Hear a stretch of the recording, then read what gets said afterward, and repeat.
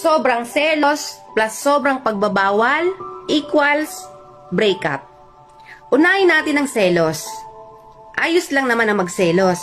Maganda nga yun dahil ibig sabihin lang nun ay ayaw mo siyang mawala. Pero sana wag naman yung sobra-sobra na.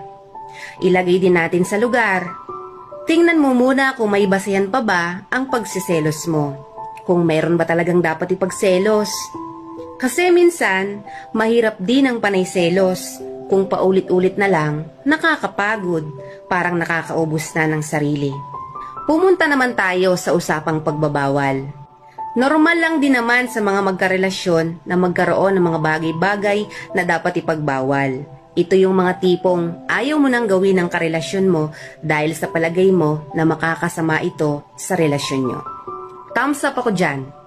Pero kung ang pagbabawal mo ay sobra na at masyado ng OA at halos gusto mo nang baguhin ang buong pagkatao ng karelasyon mo dahil sa hindi makatwirang pagbabawal mo, porket hindi mo gusto ang iba niyang gawain at pag-uugali. Nako, hindi na tama yan. Nakakasakal na yan. Tandaan, dapat umpisa pa lang na maging kayo, tinanggap mo na kung ano siya at ano pa ang mga wisyo niya sa buhay. Mas mabuting magkaroon ng malawak na pag-iisip. Paano na lang kung